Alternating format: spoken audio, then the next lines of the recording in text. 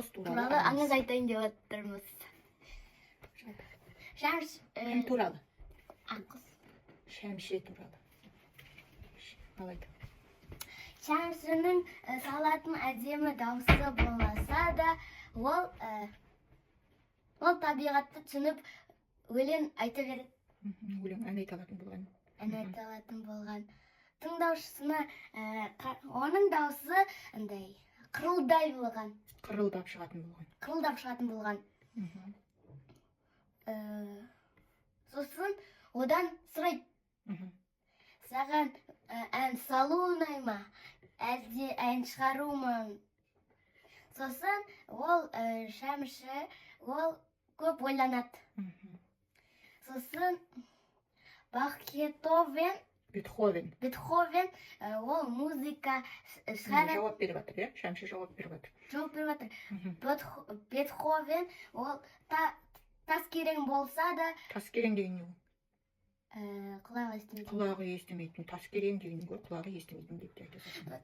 Құлағы тас керең болса да, ол музыканы жаза берген. Музыка жазған, иә. Байқадамов дейді.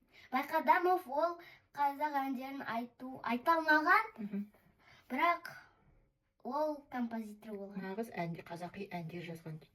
Нағыз қазақи әндер жазған. Өткені бәрінің көкірегінде сайрайтын бір аққұс болған. Соның әңгімесін айтайын дейді. Аққұс туралы анамнан естіген әңгімемді тыңда деп, әңгіме айтып берейін деп. Иә. Сосын енді Аққұс туралы әңгімесін айтады. Кім айтып жатыр? Шәмші. Шәмші айтып жатыр. Шәмші айтады. Ол Аққұс таудың басында сұлу аққұс болған екен. Сұлу аққұс болған. Оның дауысы әсем, әдемі болған. Күшті ән айтатын болған екен дейді. Сосын оны жұрттардың бәрі күткен екен дейді, оның ән айтқан.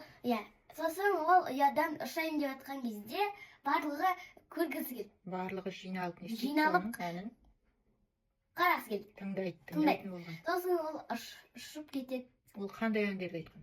Қайғылы әндерді айтқан. Қайғылы. Махаббат жайлы ән айтқан. Қуанышты әндер айтқан. Қуанышты. Сосын Аққұс ұшайын деп жатты да, барлығы көріп жатты. Не істеп жатқан? Өлең айтып жатқан ұшып бар. Сосын ол кезде бір кезде қарағұстың басын жақындап қалады. Қарағұстың басын. Оның ол туралы кім естиді? Қарағұс естиді. Аққұстың осындай ән айтатынын қарағұс естіп қалыпты дейді. Сосын